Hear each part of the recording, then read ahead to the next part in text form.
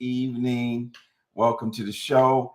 It is election day. It's election day. Kimberly, thank you for putting in the chat where you are watching from. We're excited about the show tonight. We're excited about coming to you, and it's going to be abbreviated. We're going to have an abbreviated show tonight, but we're talking. It's all about the election today, and I don't know where you live. Put in the chat where you live. If you're watching, put in the chat where you live, and put a confirm that you did vote. Like, let us know that you did vote. You cast your vote. You don't have to tell us who you voted for, but just let us know that you voted. Listen, I know a lot of people didn't vote till today because as I was out and about around Charlotte, man, the traffic was going. It was tremendous amount of traffic, and I'm like, school was closed today. Where's all this traffic coming from? But I guess everybody's out casting their vote. Kimberly, thank you for checking in. Alice Martin, thank you for checking in as well. Charles, thank you for checking in all the way from California. We have another California person on with us tonight. We're excited because I don't know about you all, but I'm just ready for the commercials to stop. Stop the commercials. Stop them already. Thank you for confirming that you did vote. And I'm just ready for the election to be done. So let me do this. Let me bring my co-host on, Mrs. Michelle Mitchell, y'all's favorite co-host of the Real Money Coach Show, the one and the only, the famous Michelle Mitchell. How you doing? I'm good. How are you, Tony? Good. I'm doing well. Good. I know, right? Yes. So what is the temperature like in Michigan with that's another swing state. Yes. And along with I guess there's 7 so-called swing states, including Michigan, North Carolina, Pennsylvania, Wisconsin, Arizona. I'm thinking just a few of them. So what's the temperature like there? The temperature here where I live is mostly Democratic. People, it's pretty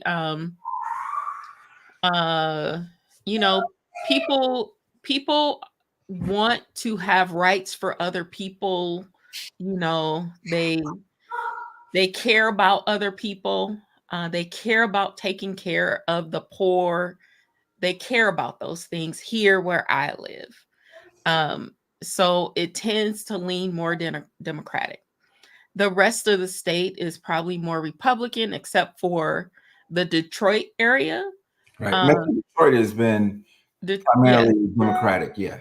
Yes, Detroit and maybe the Lansing area too. But that's where the majority of the people are in the state of Michigan. So, so if you take that Detroit metro area, that's where how the metro area goes. That's how the state goes, pretty much. True. And so that's interesting. One of the city that surprises me that I think has been very strongly Republican has been Grand Rapids, even though Ford is from Grand Rapids, so you got the Ford Museum up there. Yeah. You have Hayworth. You have Steelcase. They're pretty conservative companies. You have the DeVos family, of course. Have the DeVos family in Grand Rapids, so it's pretty conservative there. But we're a college town where I live, and we tend to, be a little more liberal. Yeah, and I think that has a lot to do with it being Western Michigan, being Go Broncos, right? Yes, Go Those Broncos. who are late to the party, Michelle and I and my lovely wife Elisa, we are all alumni of Western Michigan University. That's right. And so it's a college town. You got a big community college. You got Western. K College which is a liberal college. Well. Liberal arts. Some others, but yeah. So I think that does tend to lean a little bit more liberal. And so here in Charlotte, we're Democrat county. I mean, for the most part, we're the county. The county. Now the state has been red, right? The state has been red, although we do have a 2-term Democratic governor who was not able to run for re-election, and so that's an interesting race. So, but we don't get too much into that, and we want to let people go so you can enjoy If you choose Enjoy. if you choose to watch the countdowns and the predictions and all that kind of stuff, we want to let you be able to do that. So what I'm going to do is bring on our guest that's going to share a little bit of his political views, both from a personal standpoint and a professional standpoint. So from the professional standpoint, we have Dr. James Taylor. He's an author. He's a social justice advocate, a political science professor at the University of San Francisco. And so he's been working, educating people about the dangers of Project 2025, which we've talked a lot about over the last 6 weeks. He serves as a political commentator on various news programs, CBS News in San Francisco. He's a commentator on one of Radio One stations in Washington, D.C. And so I'm looking for him to share a little bit of his insights with us as it relates to election night. So without any further ado, let's bring on Dr. Taylor. Welcome. You're muted, Dr. Taylor. No, I was saying thank you, Brother Tony and Sister Michelle. Just to show you, this is an event I hosted here in San Francisco about 15 years ago with Kamala Harris and another Black woman lawyer on my campus. So this is how far I go back with Kamala Harris. And you got to remember, you know, unlike everybody else, I'm in San Francisco. My perspective is, you know, I know things about Kamala in terms of her political climb that a lot of people don't appreciate. For example, Kamala Harris is undefeated in all of her political campaigns. Wow. She's never lost. Undefeated in California, which is racially diverse. There's more white people in California than the rest of America. There's more Asians here than the rest of America. There's more Latinos here than anywhere except Texas. So, you know, she's proven again and again to win at the state level in the largest state in the union numerous times. And this is where people underestimate Kamala Harris. They keep people keep sleeping on Kamala Harris and they don't look at her record. They look at whether she's Indian or Black, you know, which I think is a fool's errand, you know, because going back to 2007, we were obsessed on Obama's origins. And that's what created Trump's birtherism and the birtherism around that. And we're still at it. That's what I find to be insane, that here in 2024, Kamala already won. It'd be different if she hadn't won in 2020, but she won in 2020 after we talked about her not being Black enough. And so we forgave that. It's like somebody who you cheated on won't stop reminding you of that time you cheated on them. Because, you know, and you told the person you forgave them and you keep bringing it up, because Kamala was forgiven when she was elected in 2020. And now she's running in 2024. Everybody, I think people that are, you know, not really politically deep are the ones that are focused on her identity. But now, let's say Kamala wins tonight or tomorrow. Then she runs again in 2028. Do you realize that means that from 2007 to 2028, you obsess on the two non-white candidates for president, and you didn't obsess on the white candidates at the same time? I find it ignorant. So if somebody come talking to me like Janet Jackson that Kamala ain't Black, or she heard she ain't Black, and you know she's a Jehovah's Witness, so she ain't gonna vote no way. But for Janet to be, you know, for people to say that, you know, Black people decide who's Black.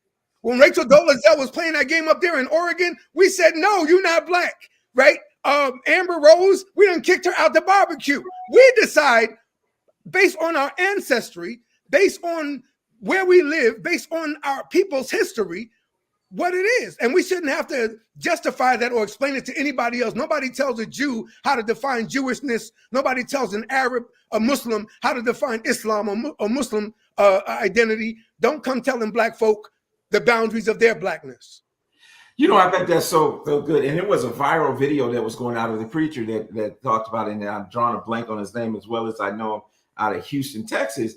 And he said at first he wasn't all about, you know, Kamala Harris. And he said, but then it just hit him. It's like, how are we gonna let white people to tell us how That's we right. should feel? I think that was Frederick about Haynes another- III. I think that was Frederick Haynes III, and his father was Yes. a pastor here in San Francisco. Yeah, Fred. It wasn't. This wasn't Fred Haynes, but Okay. but Fred Haynes has said some things too. You know, Okay. because Fred Haynes there in Dallas out of Friendship, man, powerful gentleman. He took over, you know, Operation Push for a little while after Jesse retired. So man, you being from San Francisco and having a little bit more history, because you know when she first ran, it was like, well, and you know, to your point, I've talked to some preachers that say, hey, you know, she ain't black. I'm like, well, what is she?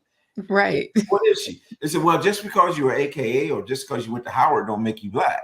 I was like, well, just because your skin dark don't make you a brother either. But you know, but so tell us a little bit, man. Give us a little insight. You shared a little bit, but I know there was a lot that people were saying that she was hard on black folks when she was a DA and all this type of stuff. So tell us a little bit of your thoughts. I was here the whole time since '98. And when she first came DA in San Francisco, but she had been over in Alameda County, over in Oakland, with the county prosecutor. The first thing that happened was a Latino police officer was shot with an AK-47 by a black man, and he was with a black officer, and they both were in plain clothes, and he thought they were gang members coming at him, the young man. So he shot and killed one of the two officers. Kamala refused to go for the death penalty. That's how she introduced herself to San Francisco. She would not go for the death penalty on principle, and it hurt her politically. The cops in San Francisco hated Kamala. And what you get is, when you look at the real numbers about the marijuana and the truancy arrests, it turns out to be 45 people who probably, we know, deserve their behinds to be caught. Right? I mean, you ain't getting arrested. You ain't getting arrested. I'm not getting arrested for slinging weed. They, you know, and they claimed it was thousands and thousands. It turned out to be 45 people. And Kamala, since she became senator, has tried to nationalize marijuana legalization, and she's talking about doing it as the first president to do it. And that's one of her 5-point plans for black young men to give us ownership in the cannabis industry. Barbara Lee's was on the Congressional Cannabis Committee as a woman and a black person, the only one, again, coming from Oakland in the Bay Area, where the weed movement, got its teeth. Kamala is talking about nationalizing so the black people can have ownership in the cannabis industry, because we had dominated weed for the past 50 years and it was illegal. Now it's illegal. We don't own 1% of the cannabis spots. So that's what they're trying to open up. Some people saw that as condescending, but I understand it because I've done work. I've written a book about marijuana legalization here in California on Prop 19. So I know the issue, and how even right now in 2024, with it legal here, young black men today are being arrested for marijuana possession if they have any other crime attached to it. So it's legal for you and me, but not for our young brothers. Yeah. Wow. So what's as you're a professor of political science, what has some of those discussions with your students been like with that millennial and Z and those generations? What has that been like? To be honest with you, I don't talk to them about the political campaigns. Okay. It's a waste of time. I think like the idea that young black men are going to come out and vote for Trump is so stupid. If you study the history of young people voting, regardless of race, young people don't vote. They don't impact elections. It's unfortunate. But going back to the 73, when the 18-year-olds got the right to vote, they have not impacted one presidential election. There have been 60 in history, and not one can we say the youth vote did it. It was important in the Obama 2008 campaign, no doubt, but it's never been determinative. So when I hear them, people talking about, or young men on Instagram or people online talking about, we're not messing with Kamala, Le'Veon Bell and Antonio Brown. I'm like, Do you really think Le'Veon Bell's going to vote? Do you think Antonio Brown is going to vote? You think the Negroes, them rappers with all the felonies, got as many felonies as Trump that none of us know? They keep bringing him up. You think any of them going to vote? That's what you got to understand. Kamala Harris has run the most disciplined presidential campaign in modern presidential history. And I'm talking about since about Obama. Obama did an outstanding job. I think Obama was in her ear the entire time because she ran. Name the big mistake Kamala had at any point during this campaign. The big mistake she made. Israel and Gaza is a mess for anybody. I don't care. Everybody, look. Israel and Gaza was the issue when I was 12. Yeah. I'm way older than that now. My point is, ain't nobody other than Jimmy Carter ever had an impact on Israel and Gaza. So don't hold that on Kamala. She didn't create that, and she can't solve it. I don't want to hear she's given to genocide. That's some nonsense. And half the folk talking about genocide are being racist towards black people here on my campus. On my campus, when we had the student protests about Gaza, the black students had to leave the encampment because of the racism of those that were pro-Gaza, pro-Palestinian. They were anti-black. And black folk been supporting Palestine since the 1970s. So again, I think, where we are is on the precipice of big history. We're either going down the rabbit hole where, it's like the 1870 or the 1860 election with Lincoln or with Hayes and Tilden in 1876. We've been in hell for the last 90 years because of the 1876 election between Samuel Tilden and Rutherford B. Hayes after the Civil War, after Lincoln. This election is like that. At the end of Reconstruction, we were on the crossroads of going racial democracy or Jim Crow. America chose Jim Crow. Martin Luther King really historically should have not been necessary if they had done what was right in the 1870s. We wouldn't have had King in the 1950s and 60s, but they didn't do it right. Here we are again in 2024. And what prompted it, like our freedom in the 60s did, the idea, not Obama being a real black president, but the idea of a black presidency caused a lot of white folk, especially the Republicans, the birthers first and then the MAGA, to lose their minds, and they ain't been right since. And now we got a black woman, Indian, being presented. This is for them a crisis, not for us. Turn the TV on. Black folk are dancing right now at Howard University. Mm-hmm. They partying now. They partying in Atlanta right now. And y'all know it's going to be a hallelujah day if Kamala wins. It's going to be a blue-black thing all over America. We're going to shine. And in San Francisco shines because we had Kamala, and then we have a black woman mayor, London Breed, who's running for mayor for re-election. And if the two sisters win, San Francisco is going to be ground zero. Love it. I love it. Yes. Right. They have been ticked off ever since Obama won, and a lot of the things, and that really, and what happened is Trump fed into that anger and that fear. That is how he rose to prominence, is because he fed into that. And then he did it with Kamala. This whole idea that, I don't know, she was black. What he said to the black journalist, I don't know, she used to be black, blah, blah, blah. He did birtherism again. But the tragedy is you got black folk on social media, a lot of them being paid on the down low by the Russians. I mean, think about this. If I sound paranoid, and I'm not, and I don't play paranoid games, look online right now and see if the Attorney General of Georgia didn't announce about 4 hours ago that Russia is meddling with bomb threats down there in Fulton County, trying to scare our people off. Putin is a racist. Russia used to be on black people's side. Back in the 50s and 60s, Russia was for us. Russia ain't been for us since Putin been around. Right. It was interesting. I thought this was kind of kind of hilarious. They show JD Vance going in to vote. You mean JD Bowman? Yeah.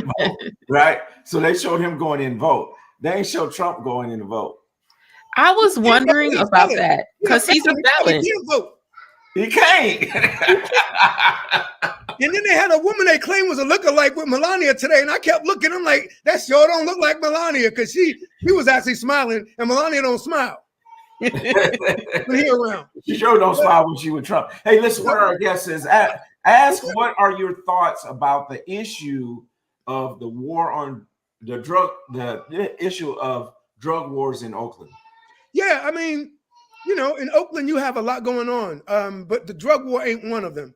The police here, like all police, have basically engaged in a national blue flu since the George Floyd protests. I don't know where you guys are from.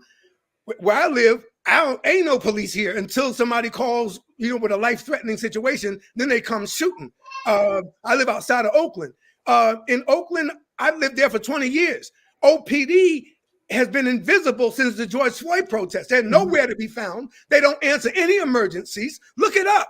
Oakland is a disaster, not because of the people. The people are beautiful. The land is beautiful. The culture is deep and beautiful. You just had some, I think, corrupt politicians who wanted, you know, who used the system to enrich themselves and their friends. And that's why the FBI recently went after the current mayor, Sang Tao. First thing she did, she beat a black man, Lauren Taylor, to get in through ranked choice voting. Then the first thing she did when she got in was fired the popular black chief who was born and raised in Oakland, LaRon Armstrong. And so black folk are behind the recall of she's a Hmong woman, a Chinese, you know, ethnic group, Hmong woman, and the black community has been after her since the day she got inaugurated. Mm-hmm. So, you know, I would say, you know, there's no drug war in Oakland. There's more of a housing crisis. And what I ask all of us to think about is, with all of the smart people at Stanford, Berkeley, the Livermore lab where the scientists made, you know, nuclear technology here in the Bay Area. Go down in LA, you got UCLA, you got USC. In New York, you got NYU. In Chicago, you got University of Chicago. In Michigan, you got University of Michigan. You have all these smart people at the city level, all these urban specialists, these planners. How did they all get it wrong on the housing crisis? Yes. It almost had to be intentional for us to have what we're having, because they're supposed to know 50, 60 years away based on the census what the housing inventory needs will be. And yet we got a homelessness crisis in most of our cities that has brought down the morale of the country. And that's where Trump has stepped in, you know, and to be honest with you, most of the crisis is amongst white people, not black people. You remember November 2020, black folk were in Atlanta dancing all up and down every Peachtree Street in Atlanta. It's a bunch of them. Fast forward to January, what happened? They lost their minds, and it was like one of us out there. That's the different vision. Like tonight, if Kamala wins, America is going to see the beauty of black soul rise and celebrate for our grandmothers and our mothers and our daughters and their daughters. And if she wins, the opposition is going to come out with guns and white rage and anger and claims of cheating. If Kamala loses, I guarantee you she won't say he cheated. Right. He said there was cheating the night he won in 2016. He said Ted Cruz cheated when he beat him in the primary. So, you know, the real, to me, tragedy of what's exposed here, and I'm looking at the returns, and Trump's winning where he's supposed to win, and Kamala's winning where she's supposed to win. But you got all these people that are, like, to me, you know, I don't want to offend anybody's faith, but I don't think a white evangelical can preach Jesus Christ to anybody anymore. I think they lost all moral credibility to preach Jesus. How can they preach Jesus? And they have been the base of Donald Trump. And ask, when in black history or when in white history has the white Christian church ever been on black people's side? Not the civil rights movement. Not one. Right. Yeah. It was the Quakers during slavery, but that was it. Yeah. The Southern Baptists, the Methodists, the Mormons brought slavery as far west as it went out here in California to Utah. Slavery didn't go past Utah in the west, but the Mormons were the main ones to enslave our people in Utah, and they have the best records on our ancestors because they believe in the doctrine of the baptism of the dead. So they keep meticulous records on black people in case you became a Mormon, you could get your great-great-grandfather buried baptized now. So the Mormons right now, you can go to Provo, Utah, or Salt Lake City, and get. In fact, the Mormons have better records on Black slavery ancestry than the counties of the United States of America that had slavery. Wow. Well, you know, Professor Taylor, man, you came in guns blazing.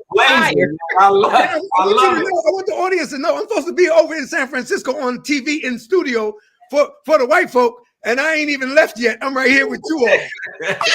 Well, we're glad that you're here, man. And the reason I said that, I know we got to let you go so you can get on the road over there. But I appreciate you. We're going to have you come back. Please do. I love it. I love it.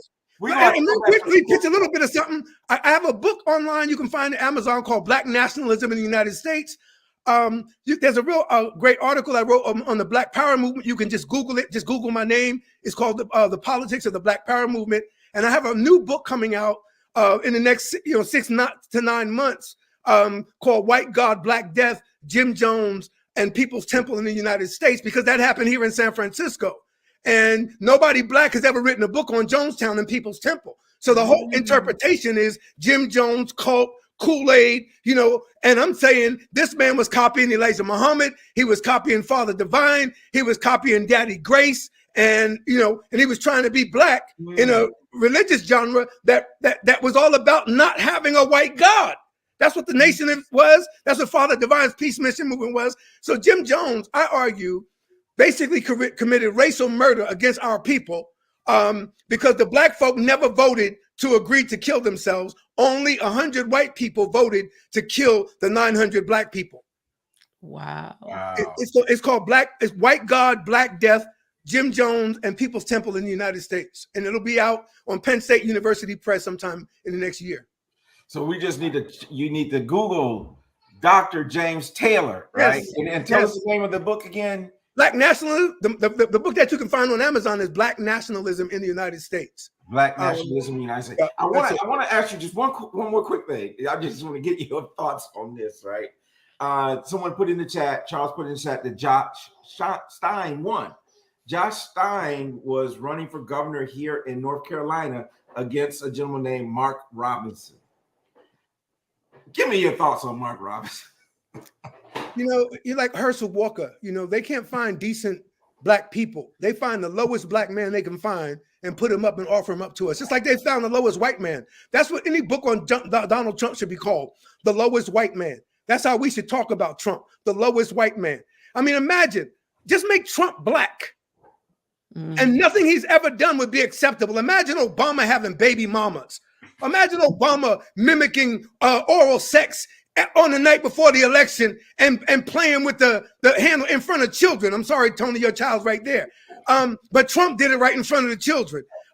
Imagine calling Haitians people that eat dogs and cats in a presidential election, or talking about Puerto Rico. Man, if Puerto Rico, if I meet one Puerto Rican that vote for Trump, I'm probably going to do some time in jail. But I think there's a lot of self-hatred. There's a lot of Black folk and non-white folk who look for white people's approval and acceptance. I don't know why being an independent thinker makes you conservative. Like Kanye. Kanye talk about he's independent and he ends up in a MAGA hat and a Confederate jacket. How the hell does being independent make you a Confederate or MAGA? That's what I don't get about these Black folk who are like, foundational Black Americans or adults, the American descendants of slaves, Tariq Nasheed, they're trying to tell Black folk not to vote. And I ask you to ask anybody who say they're not voting, ask them at some point in the conversation, did your mama ever vote? And did your mama ever take you to vote? My mother took me to vote, so I vote. If your mama or your daddy or your grandmama or your grandpa or your aunties didn't take you to vote, you don't have an example. So you're running around, I ain't voting. But if you saw your grandmother vote, boy or young man, you would vote because you had that experience with her, which is a sacred moment for you. If you were a little boy walking to a poll with her one day and she ain't here no more, you owe it to her to show up and vote. And I'm not trying to guilt nobody. I'm just saying Black people We are the most brilliant people in this country in terms of electoral politics. Nobody, not whites, not women, not gays, not Latinos, not Asians, nobody has the political sophistication of black people who vote. Going back from when we were Republicans for 100 years, switched in 64, and been Democrats for 60 years. Nobody else has done anything like that. We've been in both parties, and we've created third parties, and we've had we've had a black man as president, and we're on the verge of a black woman. So imagine this, Michelle, Sister Michelle, and Brother Tony, in your lifetime, in your grandfather's lifetime, it was impossible, like Shirley Chisholm or Jesse Jackson. But now in your lifetime, you saw a black man win twice, and you might experience a black woman in your life. Yes. You understand this is never going to happen again. It ain't never happened before. It's not going to happen in 50 years from now. This is the history that God has allowed you and us to see and experience. Now, if Trump wins, then throw that out the window. But if she wins, then man, what an amazing accomplishment for those who came after King to have achieved this to the extent that you think the presidency is important. Exactly. Awesome. Yes. Well, listen, man. Those white folk will be mad at me if I don't get on this freeway. Yeah, you better get on the road. I appreciate you. We'll have you back because you drive safely. I will. Take care. In that San Francisco traffic. All right. Take care. Thank you, Dr. Taylor. Wow. He came out with guns firing. I love it. That's what exactly we wanted to look for tonight, y'all. We're going to end the show here. Let you enjoy this.